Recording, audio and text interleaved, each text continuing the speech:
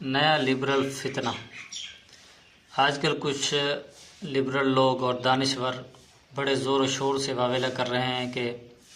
کعبے کے گرد گھومنے سے پہلے کسی غریب کے گھر گھوما، مسجد کو قالین نہیں کسی بھوکے کو روٹی دے دو، حج اور عمرہ پر جانے سے پہلے کسی نادار کی بیٹی کی رخصتی کا خرچہ اٹھا لو، تبلیغ میں نکلنے سے بہتر ہے کہ کسی لاچار میں مریض کو دوا فراہم کر دو، مسجد میں سیمنٹ کی بوری دینے سے افضل ہے کہ کسی بیوہ کے گھر آٹے کی بوری دے آؤ، اسی طرح گھر میں 2-3 قربانیاں کرنے سے بہتر ہے کہ تم اس کا خرچہ کسی غریب تک پہنچا دو۔ یاد رکھیں،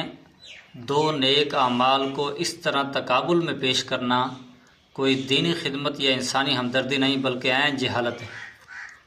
اگر تقابل ہی کرنا ہے تو دین اور دنیا کا کرو، اور یوں کہو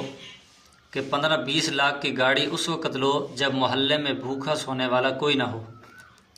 50-60 ہزار کا موبائل اس وقت لو جب محلے میں بھیک مانگنے والا کوئی نہ ہو، ہر کمرے میں ایسی اس وقت لگاؤ جب گرمی میں بغیر بجلی کے سونے والا کوئی نہ ہو، برانڈڈ کپڑے اس وقت خریدو جب سڑک پر پھٹے کپڑے پہننے والا کوئی نہ ہو، یہ کروڑوں کی گاڑیاں، لاکھوں کے موبائل فونز اور ہزاروں کے کھلونے خریدتے وقت ان دانشوروں کو غرباء، فقراء، بے آسرا اور بے سہارا لوگوں کو یاد رکھنے کی زحمت گوارا کیوں نہیں ہوتی؟ آخر یہ چیڑ کعبہ، مسجد، حج، عمرہ اور تبلیغ اور قربانی سے کیوں ہے؟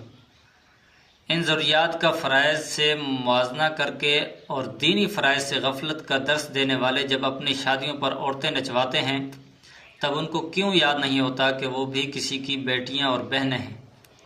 ہزاروں آرام دہ اشیاء خریدتے وقت ان کو غریب کی بن بیاہی بیٹیاں کیوں نہیں نظر آتی؟ ایک بار ضرور سوچیں، کیا انسانیت کی خاطر غیر ضروری امور ترک کرنا بہتر ہے یا کہ فرائض کا ترک کرنا؟ اگر مناسب سمجھیں تو اس بات کو پھیلائیں کہ جتنا یہ فتنہ پھیلا ہوا ہے تو اس ویڈیو کو اتنا پھیلائیں کہ ہر ایک کو اس کا جواب مل جائے۔ اس چیز کی ضرورت ہے اس وقت۔ مجھ جیسے وہ لوگ جو دین کا درد تو رکھتے ہیں لیکن دین کی سمجھ نہیں رکھتے، تو وہ ایسے لوگوں کے سامنے، ایسے لبرل لوگوں کے سامنے خاموش ہو جاتے ہیں، ان کے پاس کوئی دلیل، کوئی جواب نہیں ہوتا، تاکہ یہ ویڈیو ان تک پہنچے اور یہ ان کو جواب دے سکے اور صحیح طریقے سے اسلام کا دفاع کر سکے۔ اللہ ہم سب کو